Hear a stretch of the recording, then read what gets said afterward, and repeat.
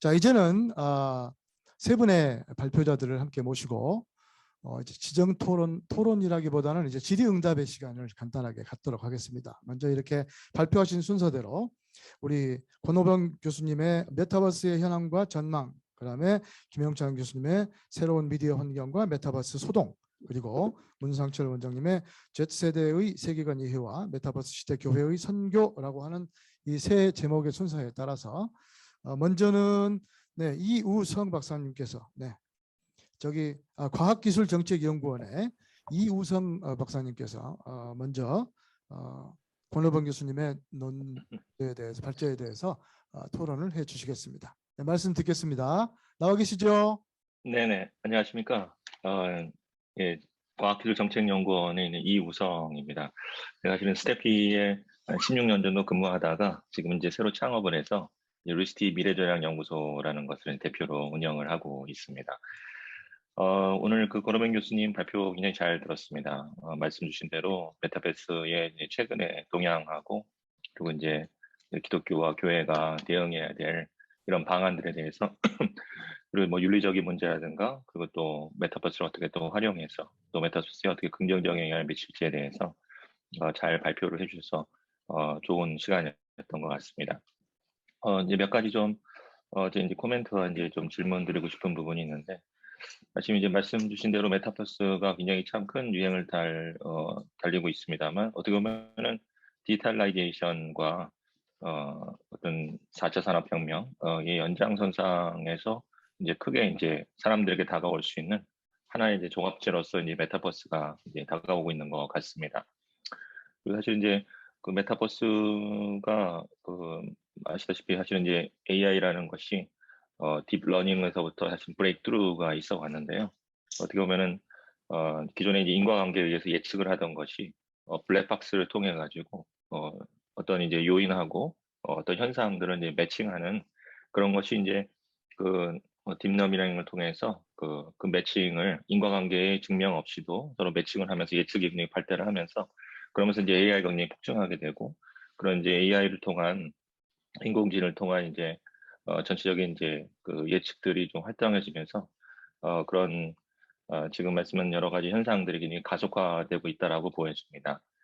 저도 이제 그 IBM 왓슨이 IBM 아니죠 그 의료기술 쪽에 이렇게 굉장히 크게 발전하는 것들을 보는데 사실 이제 최근에 이제 또 듣는 소식들은 그런 이제 의료기술 쪽에 많이 지출했던 것들이 적자를 보고 많이 또 투진하고 있습니다. 이제 그런 부분들은 어떻게 보면 아직까지 AI 기술이라든가 이런 부분들도 가지는 한계점들이 사람을 대체하기에는 아직까지는 굉장히 어려운 부분들이 많다라는 것들을 보여주고 있는 것 같습니다. 그리고 또 이제 바둑에서도 알파고가 이제 이세돌을 이겼을 때 저도 굉장히 해외에서 그 소식을 접했는데 굉장히 충격을 받았습니다만 그런 이제 알파고 같은 것들도 바둑이나 이런 것은 또 실력을 발휘하지만 또 다른 부분에서는 아직은 그래서 이제 좀 질문을 주신 부분은 그겁니다. 사실은 지금의 이런 디지털라이제이션이나 이런 가속화되는 것들이 분명히 현존하는 현상이긴 하지만 아직까지는 어떻게 보면은 전체 사회를 지배할 만큼의 그런 영향은 아니라고 생각이 됩니다. 근데 오히려 지금 이때가 저희가 아직은 준비할 수 있는 때라고 생각됩니다. 향후에는 지금 이런 메타버스 같은 것이 진짜 공상 영화에나 나올 것 같은 그런 메타버스에서 모든 것이 이루어지고 정말 인공지능이 사람과 같이 얘기할 수 있는 그런 시대가 분명히 도래할 것으로 보여집니다. 이런 이제 뭐 딥러닝도 한 차례 2010년대 브레이크트루가 있었다가 지금은 좀 정체되고 있지만 또 한 차례 브레이크트루 이런 것들을 겪으면서 굉장히 가속화되고 정말 어떻게 보면 이제 성경의 말세와 같이 성경의 요한계시록에 사람 옛날에는 우상이 말도 못하고 이랬습니다만 이제는 우상이 말도 하고 뭐 이렇게 말한다고 이제 성경에서 예언하고 있는데 실제로 그런 날이 올 날이 있을 거라고 생각이 됩니다. 네, 서로 좀 길었습니다. 죄송합니다. 그런 상황에서 그러니까 이거는 진짜 그 메타버스 하나의 현상이 구현되는 게 아니고 어떻게 보면 인류가 이런 이제 그 디지털화된 이런 정말 인공적으로 작동하는 사람과 같이 작동하는 세상을 분명히 직면하게 될 텐데 기독교 어떻게 보면 메타버스는 세상 사람들이 만들어낸 이제 어젠다인데 기독교가 오히려 세상에 줄 수 있는 어젠다가 과연 뭘까? 이 사람들은 다 거기에로 이제 몰려가게 될 겁니다. 이 세상에 이런 이제 네, 사실 이제 제가 이제 IBM하고 이제 옛날에 워크숍을 한 적이 있었었는데 그때 2000년대 초반에 이미 이런 메타버스 같은 개념을 가지고 논의를 하고 있었습니다. 근데 그런 세상에 대해서 기독교가 과연 던질 수 있는 그거에 대응하는 아까 이제 굉장히 잘 좋은 말씀해 주셨는데요. 개인주의, 그리고 이기주의, 그리고 물질을 사랑하는, 돈을 사랑하는 이것이 이 시대에 이제 현반하게 될 거라고 말씀해 주셨는데 그런 거에 대응해서 기독교가 정말 이 메타버스라고 하는 아니면 큰 디지털레이션이라고 하는 세대에 대해서 기독교가 던질 수 있는 거대한 담론이 뭔가? 세상은 이렇게 가지만 이게 아니고 우리가 제시하는 것이 이거다. 이게 참 진리다라는 그런 이제 기독교적인 담론을 어떻게 해야 될지에 대한 좀 어려운 질문입니다만 좀 드리고 싶고 또 하나는 사실은 사실 이제 이게 지금 가속화되면서 특별히 제가 좀 더 우려가 많이 되는 것들은 이제 가짜 뉴스라든가 미디어에 대한 이제 세상의 논리에 이런 갇혀가 버리게 되는 그런 게 더 가속화될 거라고 생각이 됩니다. 왜냐하면 이제 메타버스는 모든 오감이 이제 벌추얼라이즈 되는 건데 그런 경험들이 사실 벌추얼라이즈 되면서 우리들의 이제 생각들을 오히려 이제 뭐라고 하죠? 잘못된 방향으로 이끌어갈 수 있는 그런 미디어에 함몰되는 것이 훨씬 더 많아질 수 있을 거라고 생각이 됩니다. 그럼 거기에 대해서 과연 기독교는 이런 미디어 전략을 어떻게 세워야 될 것인가? 단순히 이제 몇몇 사람께 구하는 것이 아니라 이 거대한 세상에서의 메타버스에서 이루어지는 모든 이런 잘못된 사상과 논리와 이런 것들이 전파되는 것에 대해서 어떻게 기독교가 대응을 해야 될 것인가 이런 부분에 대해서 교수님의 고견을 좀 듣고 싶습니다. 예, 감사합니다. 네, 아니, 우리 이우성 박사님 저희 스태피에서 열심히 활동하시는 거 그때부터 제가 잘 알고 있었거든요. 지금 또 좋은 사업을 또 시작하고 잘 진행하고 계신 걸 알고 있습니다. 굉장히 좋은 말씀을 좀 해주셨습니다. 처음에 이제 우리 이 박사님께서 디지털라이제이션, 그다음에 4차 산업혁명 기술 이 얘기를 꺼내셨습니다. 잘 아시는 대로 4차 산업혁명 기술은 간단한 겁니다. 결국은 데이터 기술입니다. 그래서 이제 데이터를 어떻게 수집 관리할 거냐, 그다음에 데이터를 어떻게 가공 분석할 거냐, 세 번째는 데이터를 어떻게 표출해서 전달할 거냐, 이 세 가지가 되겠습니다. 그래서 예를 들면 IoT라든가 드론 기술 같은 경우는 데이터를 수집하는 기술에 쓰이는 것일 거고요. 데이터 분석에 이제 인공지능이 들어가는 것이고, 데이터 표출과 전달에 지금 얘기하고 있는 메타버스라든가 아니면 XR 같은 기술들이 쓰이고 있는 걸 볼 수 있겠습니다. 사실은 이런 데이터에 관련된 기술들 이런 거는 최근의 일이 아니라 옛날부터서는 이제 있었던 것이고, 그런 것들이 이제 혁신적인 기술들이 계속해서 나오게 됐는데, 혁신적인 기술이 나오게 된 이유는 뭐냐면 결국은 이제 어떤 기존 기술의 한계점 때문에 그랬던 것이죠. 기존 기술의 한계가 오게 되면 그것을 극복하기 위해서 또 다시 대응하는, 예를 들어 인공지능 같은 경우도 이미 이제 50년대, 60년대부터 그 일이 있었지만 전문가 시스템이 가질 수 있는 문제점을 극복하기 위해서 인공신경망이 나왔고, 그다음에 인공신경망이 가지고 있는 단점을 극복하기 위해서 또 딥러닝이 나왔고, 그다음에 최근에 이제 AI는 판별형 중심의 AI를 극복하기 위해서 이제 또 생성형 AI가 나온다는 것이죠. 그런 의미에서 앞으로도 모든 기술은 완벽할 수가 없기 때문에 지속적으로 시간이 지나면서 도전이 생길 겁니다. 그러면 당연히 그 도전에 의해서 응전을 하기 위한 대응 노력, R&D 노력을 하게 될 것입니다. 우린 그것을 이제 혁신이라고 얘기를 하는 것이고요. 그런 측면에서 봤을 때 메타버스도 마찬가지라고 생각이 됩니다. 메타버스도 데이터를 표출해서 사람들에게 보여주기 위한 기술이라고 한다면, 옛날에 단순한 어떤 그래픽 유저 인터페이스 기술에서 시작이 돼서 가상 증강현실, 그러다 메타버스 이렇게 지금 가고 있는 것인데요. 결국은 이제 메타버스가 하고 싶은 거는 더 많은 사람들이 한꺼번에 비대면 소통을 할 수 있고, 그다음에 본인이 가지고 있는 어떤 그런 데이터 표출 내용을 더 많은 사람들이 더 많이 수용할 수 있도록 볼 수 있도록 해주는 어떤 그런 플랫폼, 또 그런 서비스라고 볼 수가 있겠습니다. 이제 그런 의미에서 봤을 때 만약에 이 메타버스라고 하는 것이 그냥 1, 2년 만에 얘기하고 끝날 것이 아니라 좀 더 장기화될 수 있는 것이라고 한다면, 그것은 우리 교회 세대에 우리 특히 우리 젊은 세대에게는 중요한 임팩트가 될 수 있는 그런 삶터, 놀이터, 또 일터가 될 수도 있습니다. 이런 삶터여 놀이터여 일터인 곳을 우리 교회가 또 배관시하고 물리쳐서는 안 된다고 생각이 됩니다. 그래서 제가 마지막에 발표드린 대로 마지막 장표에 제가 2x2 매트릭스의 그 시나리오를 말씀을 드렸는데 좀 더 우리가 말씀적인 어떤 그 근본을 가지고 시나리오별로 우리가 탄탄하게 준비를 해야 될 것이다. 그래서 어떤 현상이 벌어지게 됐을 때 사전에 준비된 시나리오대로 우리 교회와 선교단체가 협력해서 대응을 해야 될 거라는 생각이 듭니다. 그래서 우리가 크리스찬으로서 메타버스에 관련된 아젠다를 만들 때 우리 교회가 아젠다 세터의 역할을 감당할 수 있으면 좋겠다. 그것을 위해서는 치밀한 시나리오를 사전에 작성을 해야 될 것이고요. 그다음에 그 각각의 시나리오에서 우리가 어떻게 행동을 해야 될 것인지에 대한 분명한 어떤 성경적인 더 나아가서는 신학적인 어떤 그 준비를 해야 될 것 같습니다. 그리고 어떠한 그 시나리오로 간다 할지라도 분명히 거기에서는 어떤 그 배금주의 모습이라든가 아니면 윤리적인 문제가 반드시 개입이 되고 있는 것 같습니다.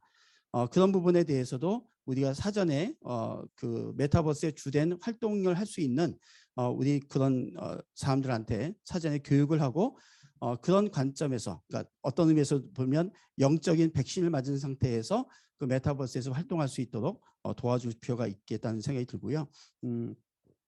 그리고 이제 뭐 너무나 당연한 말씀이지만 이 모든 아젠다를 세팅하는 데 있어서 가장 중요한 기준은 결국은 하나님 나라의 확장이다. 이렇게 얘기할 수가 있겠습니다.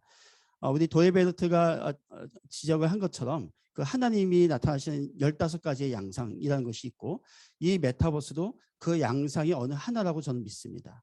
그런 의미에서 봤을 때 우리가 여기에서도 기독교 세계관적으로 준비하고 그다음에 대응할 것은 대응하면서 가야 된다는 생각이 들겠고요. 두 번째 질문이 그 예를 들면 그 메타버스나 AI에서 뭐 페이크라든가 이런 등등 여러 가지 많은 이슈들이 등장하는데 이런 잘못된 미디어 뭐 이런 것들에 대해서 우리 기독교가 어떻게 대응 전략을 해야 되겠는가 이렇게 질문해 주셨는데 사실 그 질문은 우리 김영찬 교수님께 더 잘 대답을 해 주실 수 있는 부분인 것 같긴 하고요. 제가 드릴 수 있는 말씀은 네 맞습니다. 지금 메타버스나 특히 인공지능 기술을 통해서 잘못된 미디어들이 나오고 있고 물론 이런 것에 대해서 또 나름대로 그런 공공기관이나 뜻 있는 분들이 그런 그 가짜 미디어를 잡아내는 기술도 동시에 만들고 있습니다. 그러면 그런 것들을 좀 우리가 격려할 필요도 있을 것 같고요. 메타버스에서 등장할 수 있는 문제 중에 하나가 뭐냐면 가상인격입니다. 그러니까 메타버스에 아바타로 등장하는 나는 과연 나인가? 그 현장에서는 그게 가상인격이 되겠고요. 더 큰 문제는 뭐냐면 나의 모습이 다른 인격을 쓰고 내가 아닌 다른 사람에 의해서 또 표출될 수 있습니다. 제가 권오병인데요. 저도 모르는 어떤 곳에서 권오병의 인격을 가진 어떤 아바타가 나처럼 행동하는데 문제는 뭐냐면 나와 같은 인격이 아닌 거죠. 전혀 다른 성격과 전혀 다른 행동을 보이는 나가 어디선가 활동할 수도 있습니다. 그러니까 이런 것들을 사실은 이제 기술적으로 잡아낼 수 있는 방법이 있어요. 어떤 시뮬레리티를 계산을 해서 활동하고 있는 아바타의 특성을 잡아내서 실시간으로 문제가 되는 가상 인격들을 잡아낼 수는 있으나 물론 이제 그것은 기술적으로 해결해야 되는 문제고 그런 가상 인격의 문제라든가 이런 것에 대해서도 조심해야 되겠고 그것을 뭐가 제도적이 됐든 윤리적이 됐든 교육적인 측면으로도 이런 부분이 있다고 하는 것을 끊임없이 알릴 수 있는 그런 일들은 우리 교회가 해야 되지 않을까라고 생각이 듭니다. 네, 감사합니다. 진행을 위해서 제가 한 가지 간단히 말씀을 드리겠습니다. 우선 그 줌상으로 질문을 하실 교수님들은 얼굴을 보여주셔야 됩니다. 이럴 때 우리가 이렇게 그 메타버스 아무리 메타버스 시대여도 그 아바타 뒤에 숨으시면 안 되고 네, 얼굴을 보여주시기 바라고요. 그리고 이제 저희가 정해진 시간이 3시 30분까지입니다. 그래서 뭐 한 10분 정도의 여유는 더 둘 수 있겠지만 가급적 질문과 그 대답이 좀 이렇게 간결했으면 좋겠어요. 그거를 좀 지켜주시기를 바랍니다.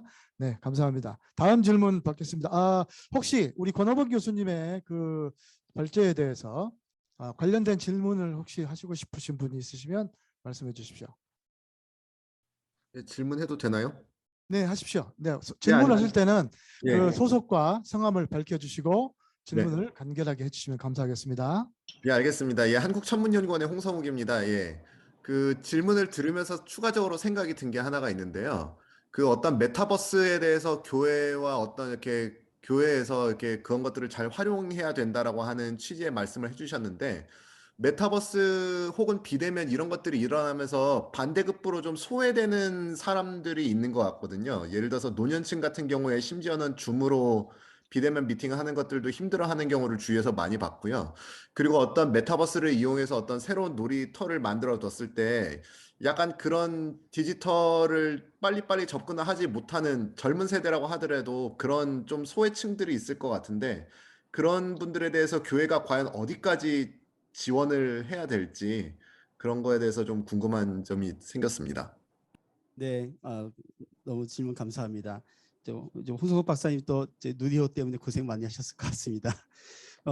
뭐 간단히 말씀드린다면 사실 이제 우리가 미디어 특히 이제 소셜 미디어나 SNS 같은 경우는 사람이 만날 수 있는 채널들이 만들어지는 거잖아요. 그래서 어떻게 보면 메타버스라고 하는 또 다른 채널이 더 열렸다.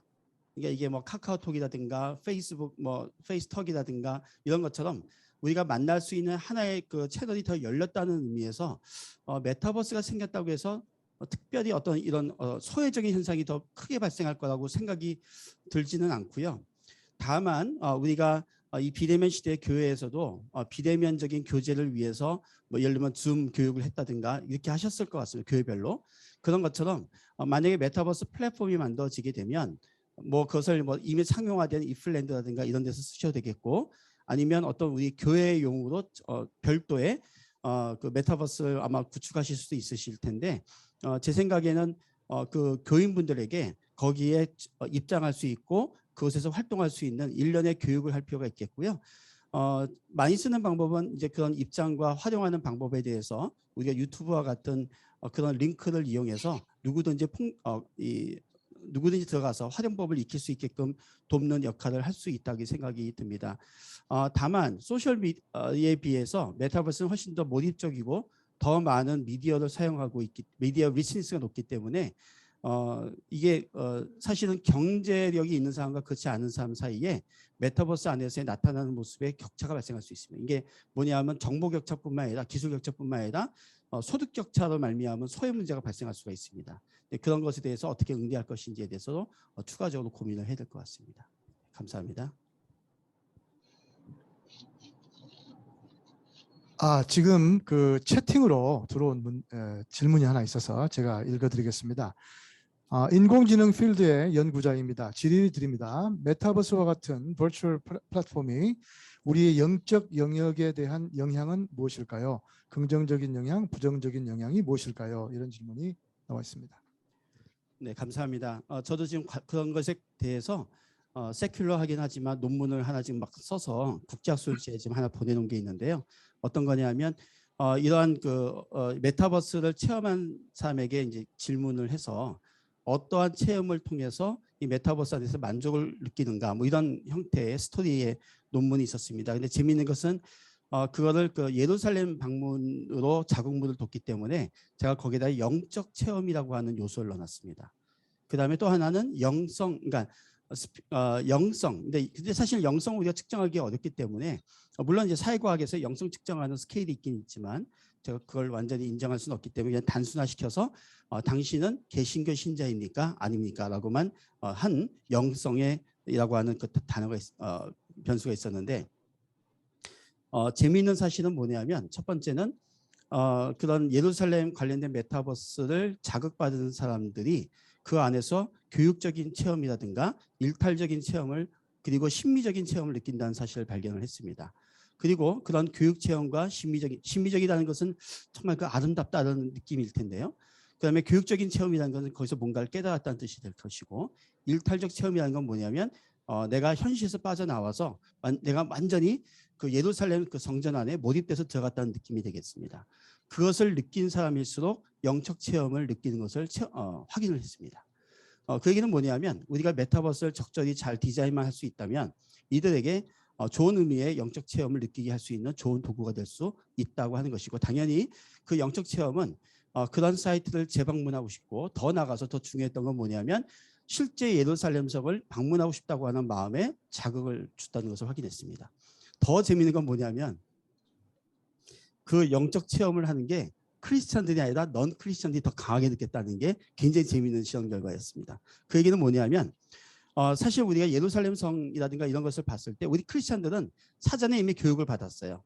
그렇기 때문에 그 안에 메타버스를 체험을 해도 좋긴 좋지만 아주 이게 뭐 새로운 건 아니었던 것이죠. 그러나 크리스천이 아닌 분들 중에서 한 번도 예루살렘에 대해서 관심도 없었던 분이 거기에서 깨닫게 되고 느끼게 됐을 때 그분들이 거기서 모종의 강한 영적 체험을 넌 크리스천들보다 더 강하게 느꼈고 이분들이 지속적으로 그런 것을 재방문하고 싶다는 느낌을 받았다는 것이죠. 즉 우리가 이제 적절한 메타버스 디자인과 거기에 따른 이제 인공지능 활용은 특히 넌 크리스천들이 영적 체험을 받을 수 있게끔 인도하는 데 선용적으로 쓰일 수 있다고 하는 연구 결과였습니다. 네, 그걸로 제 답변을 마치도록 하겠습니다. 네, 감사합니다. 굉장히 또 뜨겁고 중요하고 좋은 질문과 답들이 아니었나 싶습니다. 네, 이렇게 해서 이제 첫 번째 발제에 대한 질의응답을 마치고요. 두 번째, 우리 김용찬 교수님의 발표에 대한 그 지정 토론 또는 지정 질의를 한번 들어보도록 하겠습니다. 서울여대 언론영상학부의 박진규 교수님께서 준비하고 계십니다. 박 교수님. 네, 서울여대에서 학생들 가르치고 있는 박진규라고 합니다.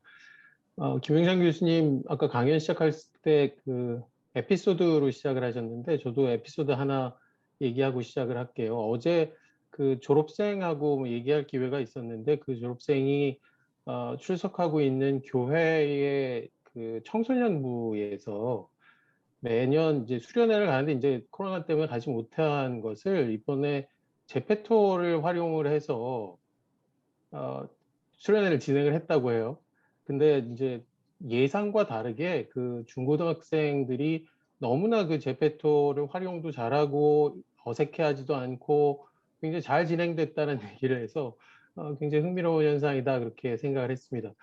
오늘 김영찬 교수님은 아마 우리가 이제 메타버스를 주로 이렇게 제페토라든지 이런 뭐 가상현실 플랫폼이라고 굉장히 좁게 이해하고 있는데 오늘 강연을 통해서 메타버스는 그런 좁은 의미에서 좀 벗어나서 더 넓게 폭넓게 이해해야 할 필요가 있다. 확장된 가상공간 미디어로서 규정할 필요가 있고 또 그렇게 이해할 필요가 있다라고 말씀을 해주셨고요.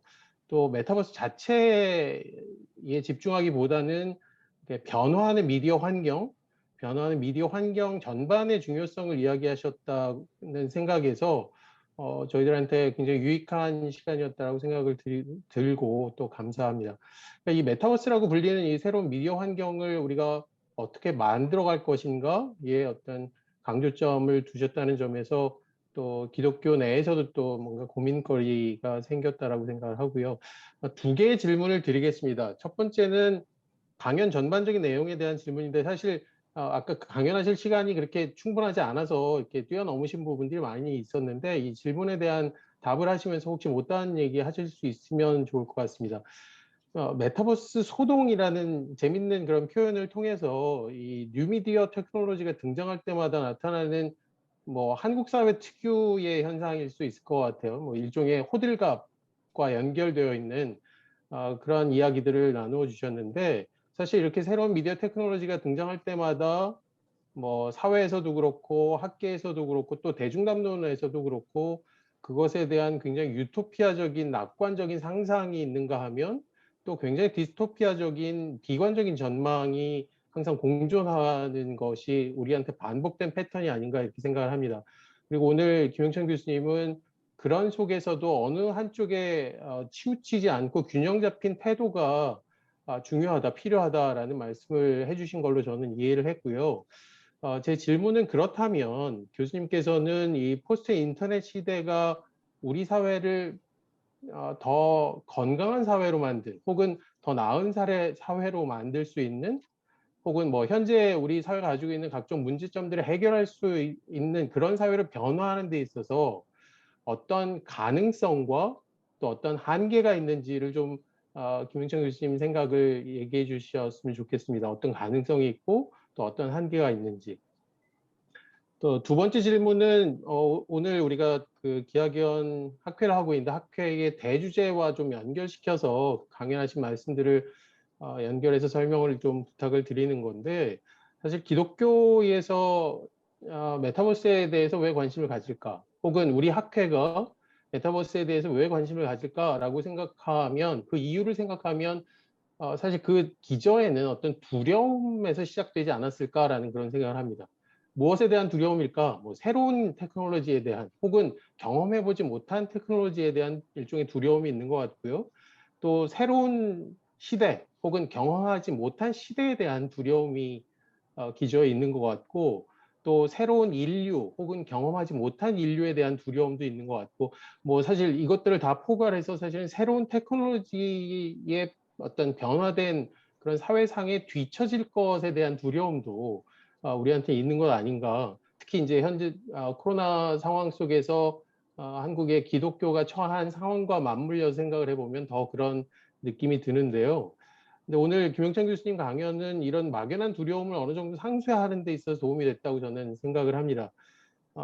뭐 제 개인적으로는 기독교가 항상 도전받는 것은 이 변화하는 상황과 또 변화될 수 없는 진리 사이에 굉장히 끈질긴 상호작용, 또 그 속에서 긴장된 상태를 유지해 나가는 것이라고 생각하는데, 제 질문은 이겁니다. 그동안 이 기독교에서 이런 미디어 테크놀로지, 새로운 미디어 테크놀로지가 나올 때마다 그것에 대하는 태도에 대해서는 김영천 교수님 어떻게 평가하시는지와 함께, 또 우리 사회에서 지금 메타버스 소동이라고 이렇게 표현을 하신 그런 새로운 미디어 환경의 변화에 기독교는 어떻게 대응을 해야 한다라고 생각하시는지, 뭐 아까 잠깐 그 말씀을 하셨어요. 진지하고 비판적이고 성찰적으로 메타버스의 논의를 주도하는 그런 역할을 했으면 좋겠다고 말씀하셨는데, 조금 더 부연해서 말씀해 주시면 감사하겠습니다.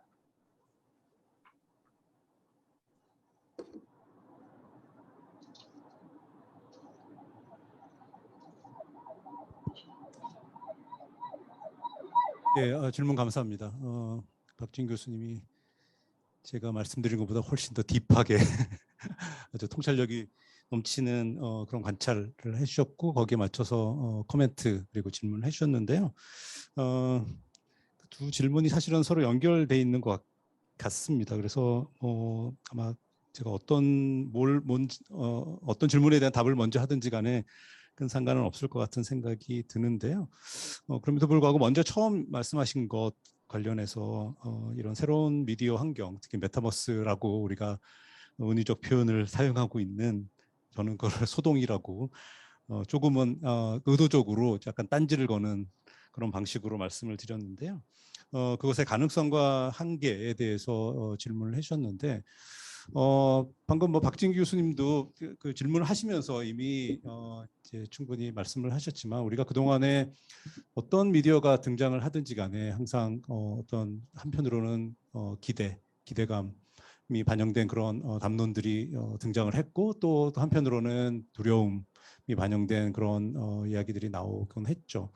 뭐 예를 들어 자동차가 등장을 했을 때도 자동차 때문에 그 원래 사람들이 익숙했던 그 관계들, 그러니까 뭐 가족이나 친구나 이웃들과의 관계가 소홀해지고, 왜냐하면 이제 자동차를 몰고서는 수백 킬로, 수천 킬로 떨어진 곳에 낯선 사람들하고 이제 관계를 맺는 것 자체가 가능해진 그런 시대가 되었으니까, 그래서 지역 커뮤니티가 허물어지는 것이 아니냐라고 하는 그런 걱정을 하는 사람들이 20세기 초에 있었는데, 거의 동일한 그 이야기가 몇십 년 후에 전화가 이제 일상화되면서, 전화가 일반 사람들이 자기 집에 전화를 이제 놓기 시작하면서, 미국의 경우지만 그때 동일하게 사람들이 이제는 주변 사람들은 소홀히 여기고 먼 곳에 있는 사람들하고만 소통을 하는 그런 세상이 오지 않을까. 그래서 결국은 가족 간의 그 관계가 소홀해지고 그것이 허물어지고 지역 커뮤니티가 허물어지는 그런 세상이 오는 것이 아니냐라고 하는 걱정이, 우리가 그 20년대 30년대 그 당시에 발행되는 신문 기사들을 보면 심심치 않게 그런 기고문 같은 것들을 우리가 보게 되는데요. 그런 것들 보면 아마 뭐 그 그 머릿속에 이미 이제 그런 것들 떠올리시는 분이 계실지 모르겠는데, 그러니까 인터넷이 등장을 했을 때 똑같은 얘기를 했었습니다. 그리고 소셜 미디어가 이제 막 많은 사람들이 소셜 미디어를 쓰기 시작할 때 이런 매체들 때문에 사람들이 기존에 익숙했던 관계들로부터 멀어지는 것이 아니냐라고 생각을 하는 사람들이 많았는데, 실제는 전화도 그렇고 자동차도 그렇고 인터넷도 그렇고 실제로 우리가 그런 매체를 활용해서 누구랑 소통을 하는지를 들여다보면 어떤가요?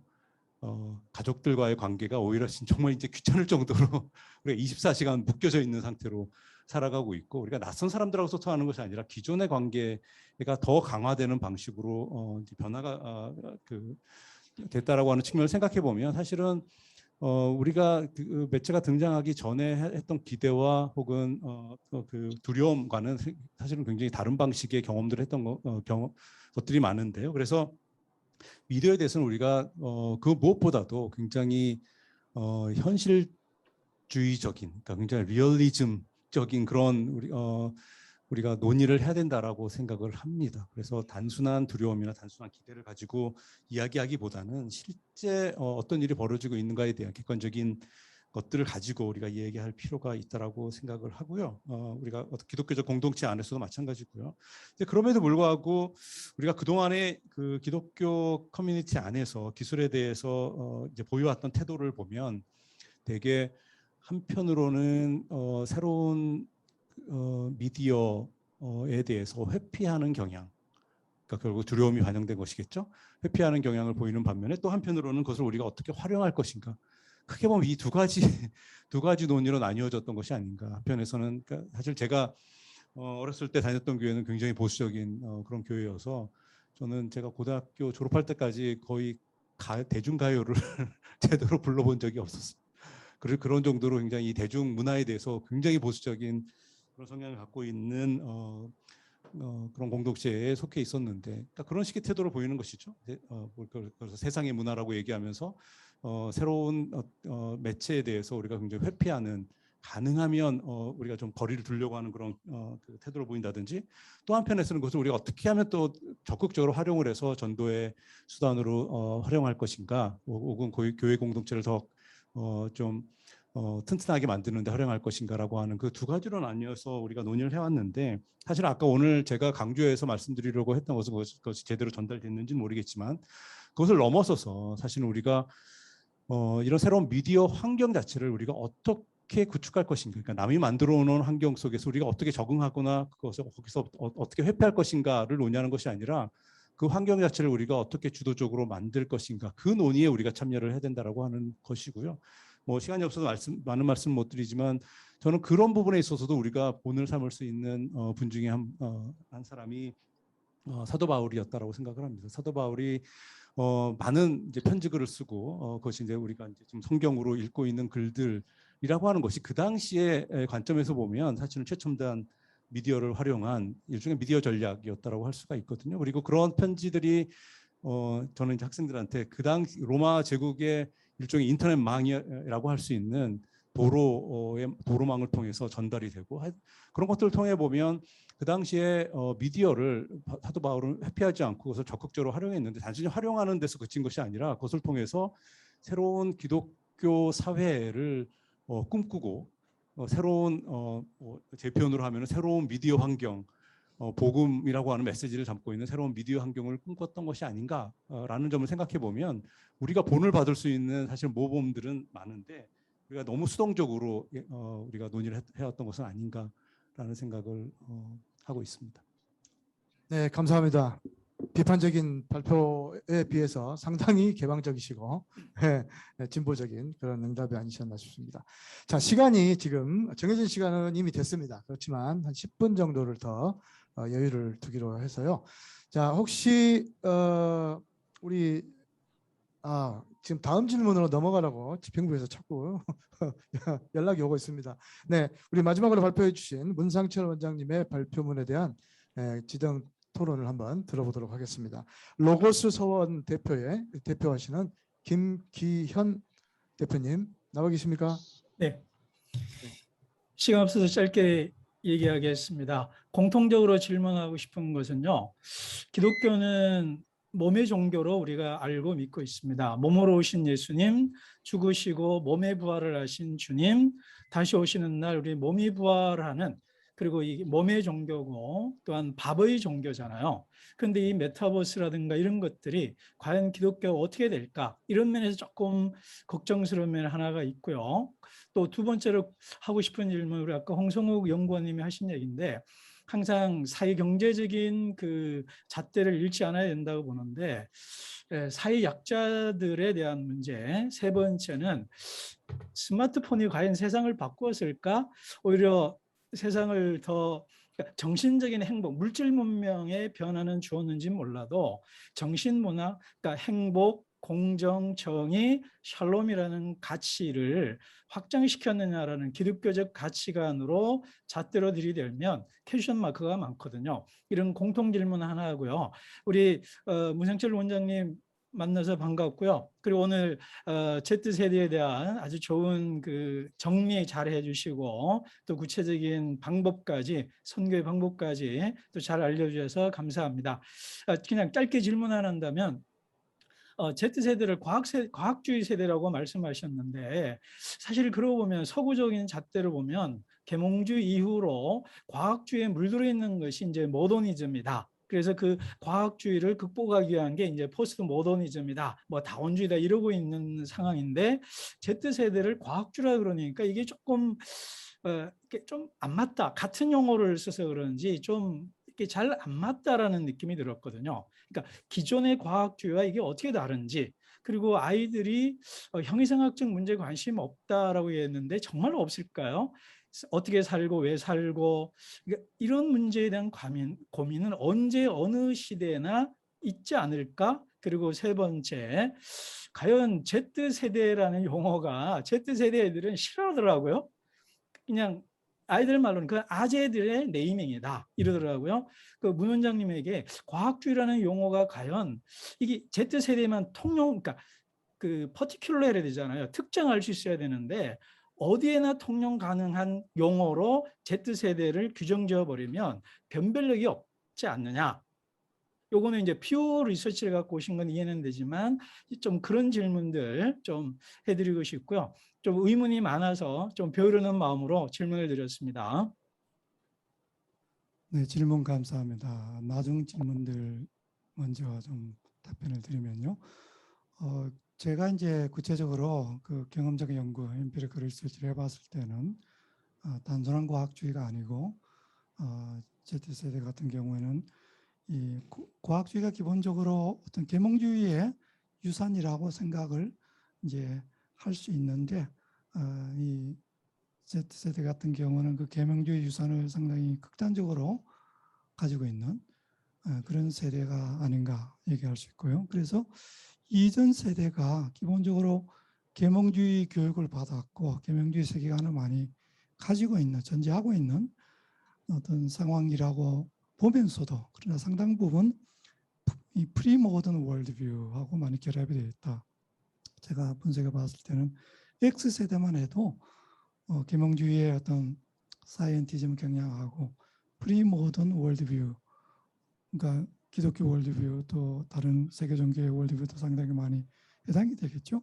실질적으로 그렇게 많이 섞여 있다고 봐야 되고, 하여튼 그 순수한 과학주의 입장은 이제 가지고 있는 세대는 실제로는 있을 수가 없다 보는데, 그런 X세대가 이 모더니즘의 과학주의하고 프리모던 세계관의 결합이 된 형태라고 한다면, 이 Z세대는 과학주의하고 포스트 모더니즘의 결합이 된, 그래서 제가 영문 출판한 페이퍼에서는 싱크레티스틱 사이언티즘이라고 그렇게 표현을 했습니다. 혼합주의적인 과학주의다. 과학주의는 한데 순수한 형태가 아니고 상당 부분 포스트 모더니즘의 감성주의, 또 해체주의를 수용하는 경향, 또 다의적 해석, 상대주의 이런 거 다 가지고 있는, 그러니까 통합은 안 되겠죠. 인테그레이션은 이렇게 깔끔하게 안 되겠죠. 그러나 그 자체로 괜찮다고 생각하는 그런 성향을 가지고 있다고 저는 이제 좀 더 구체적으로 설명을 했고 분석을 했습니다. 그리고 형이상학적인 차원의 과외는 없겠는가? 이제 그 좋은 질문이라고 생각합니다. 질문 감사한데요. 인간이 하나님의 형상을 가지고 있는 인간으로서 형이상학적인 차원이 없이 오래도록 평생을 살 수는 없을 거라고 봅니다. 그리고 이제 퓨 리서치에서도 조사한 걸 보면은 어떤 종교성, 릴리지어스티에 있어서 주기가 있어요. 근데 특히 20세, 지금 이게 Z세대 이제 사회에 진출하기 시작했는데 이 세대 입장에서는 종교성이 떨어지기 시작하는 그 사이클이에요. 나중 나이가 더 들면 좀 더 그렇게 살아보고 나면 물질주의적으로 향락주의 살아보면 그래도 허무할 때 다시 또 종교성이 생기고 돌아오게 되는 그런 사이클도 기대하게 되니까 평생을 그렇게 살지는 않을 것이다 생각을 하고 지금 이 세대의 연령대의 특징하고 연관이 있기 때문에 그 어떤 그 복음에 대한 수용성, 리셉티비티 문제는 더 길게 내다봐야 된다. 그렇게 생각합니다.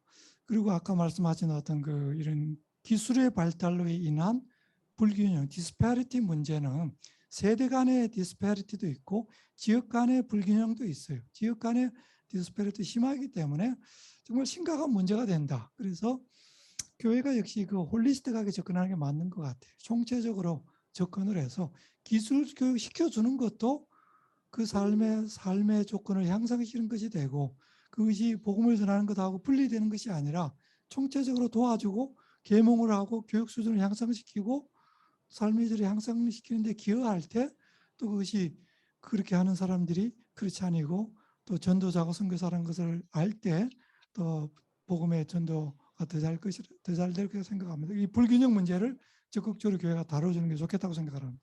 그 정도 말씀드리겠습니다. 네, 이상의 발표 내용에 대한 혹시 다른 질문이 더 없으시면 지금 시간이 많이 초과가 됐기 때문에 여기서 순서를 마치도록 하겠습니다. 일단 오늘 발제해 주신 세 분 교수님들 감사드리고요. 박수 한번 크게 주십시오. 네, 수고하셨습니다. 뱀 같은 지혜와 비둘기 같은 순결함이 필요한 중요한 시대인 것 같습니다. 네, 지금부터 이제 저녁 6시까지 분과 발표가 있겠습니다. 줌을 통해서 분과 발표가 있을 텐데요. 네, 각 그 좌장님들 수고해 주시고 네, 오늘도 하나님 은혜 가운데서 아주 풍성한 열매 있는 학술 대회가 계속 이어지기를 기대하겠습니다. 이상으로 지금까지 사회 조선대학교 김철수였습니다. 감사합니다.